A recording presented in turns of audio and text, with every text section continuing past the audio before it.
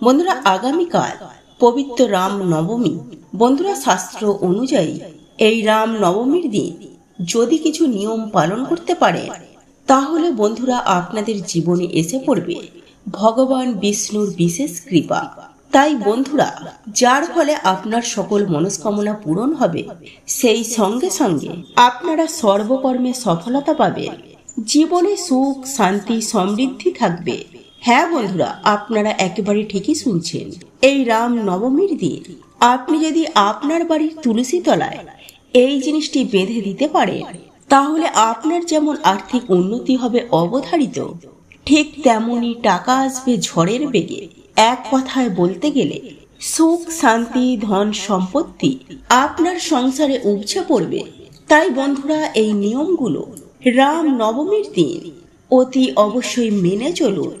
এবং এই পবিত্রতম দিনে আপনারা কি করবেন এবং কি করবেন না, এবং সকালে ঘুম থেকে উঠেই আপনারা কি মন্ত্র জপ করবেন, কোন কোন জিনিসগুলো আপনারা সকালে ভুলেও করবেন না, কোন কোন খাবারগুলি খাবেন না, এবং মনোবাসনা পূরণের জন্য আপনারা রাম নবমীর দিন তুলসী গাছের গোড়ায় কি বেঁধে রাখবেন, এই সকল তথ্য আজকে আমি আমার এই ভিডিওটির মাধ্যমে আপনাদেরকে জানিয়ে দেব।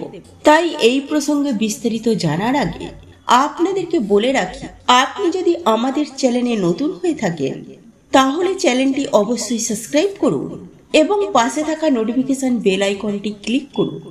কারণ আমি বিভিন্ন প্রকার তন্ত্র মন্ত্র বশীকরণ টোটকা বাস্তু টিপস জ্যোতিষ শাস্ত্র পুজো আরাধনা এবং ব্ল্যাক ম্যাজিক করা নিয়ে নিত্য নতুন ভিডিও আপলোড করে থাকি, যা প্রয়োগ করার মাধ্যমে আপনার জীবনে থাকা সকল প্রকার সমস্যার সমাধান করতে পারবে।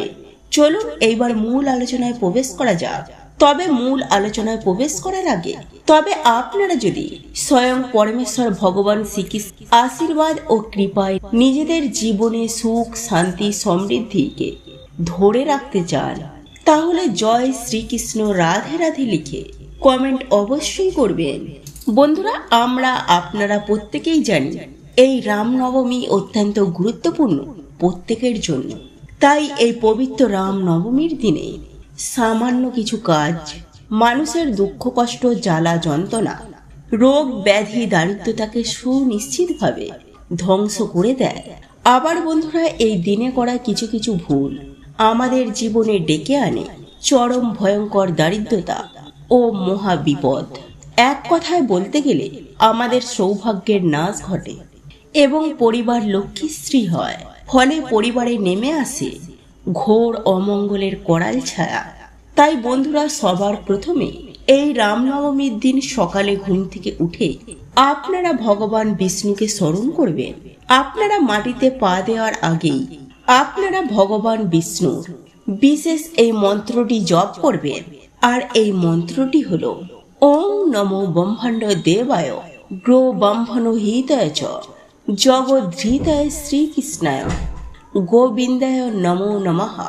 বন্ধুরা, এই মন্ত্রটি আপনারা অন্তত পক্ষে 3 বার জপ করবেন।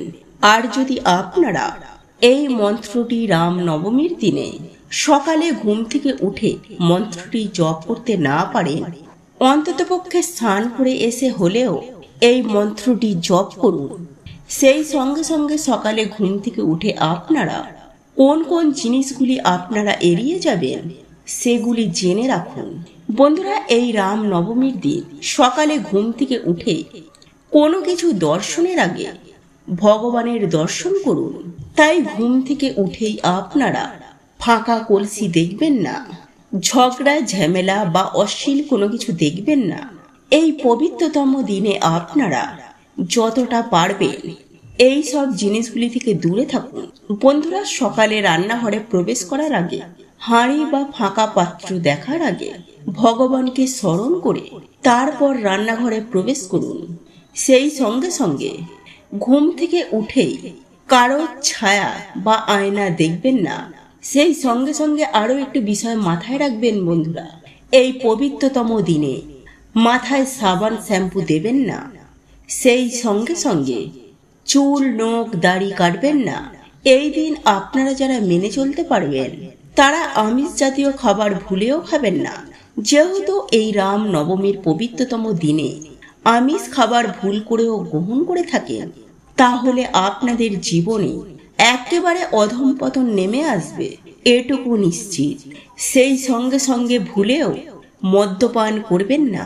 যাই হোক বন্ধুরা, চলুন এইবার আমি আপনাদেরকে জানিয়ে রাখি, রাম নবমীর দিন তুলসী গাছের গোড়ায় আপনারা কি বেঁধে রাখবেন, যাতে আপনাদের সকল মনোবাসনা মনস্কামনা সুনিশ্চিতভাবে পূর্ণ হয়।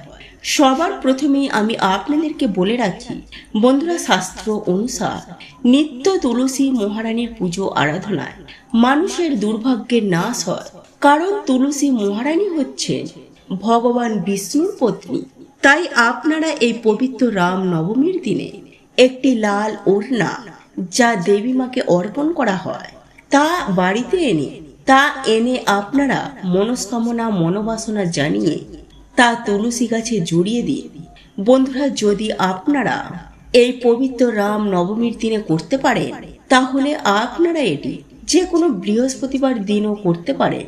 বন্ধুরা, এরপর যে বিষয়টির কথা বলবো তা হলো, বন্ধুরা যারা এই ওড়নার ব্যবস্থা করতে পারবেন না, তারা একটি হলুদ সুতো নেবেন এবং সেই হলুদ সুতোটি নিয়ে তুলসী গাছের গোড়ার সামনে নিজেদের মনস্কামনা মনোবাসনা জানিয়ে ওং নমো ভগবতে বাসুদেবায় নমো, ওং নমো ভগবতে বাসুদেবায় নমো, ওং নমো ভগবতে বাসুদেবায় নমো, এই মন্ত্রটি 3 বার জপ করার পর সেই হলুদ সুতোটি আপনারা 11টি বা 21টি গিঁট দেবেন এবং সেই গিঁট দেয়া সুতোটি আপনারা তুলসী গাছের গোড়ায় বা তুলসী গাছে বেঁধে দিন।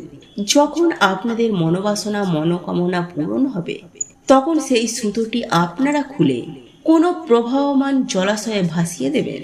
তবে বন্ধুরা, এই প্রক্রিয়াটি যে আপনারা করছেন বা করবেন, সেটি কাউকে আপনারা বলবেন না।